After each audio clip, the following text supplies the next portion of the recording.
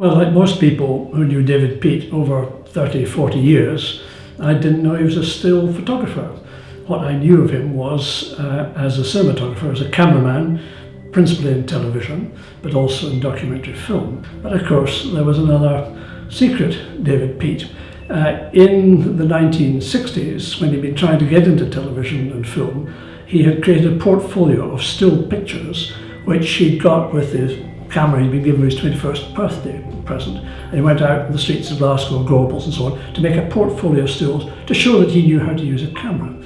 Anyway, he got the job, he became a cameraman on television, but those images were never realised, were never shown to the public, and hardly even to himself. They were kept at the level of contact prints.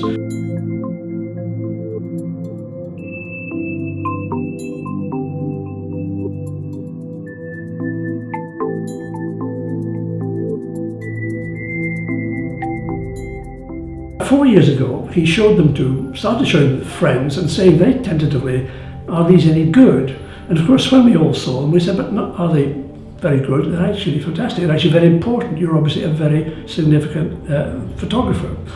And his first exhibition was at the Watermill in Aberfeldy, and it was of the Glasgow photographs. A subsequent exhibition was of his, what we'll call his international photographs. But in all of this, we knew that David wasn't well.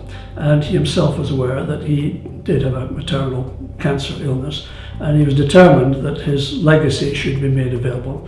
We suggested the book, and in fact what we produced is a book of those Glasgow photographs, the photographs that he put together as a portfolio to get himself into the business.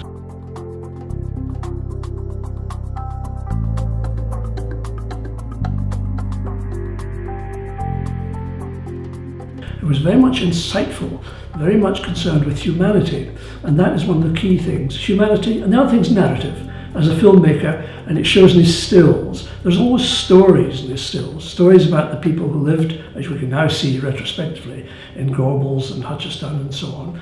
His status as a still photographer has immediately become apparent to all of us, and it's been something of a privilege to be able to work with him. David didn't survive to see the book published, but he was very much involved in its making, and the book that we have is, I hope, as he would have wanted it.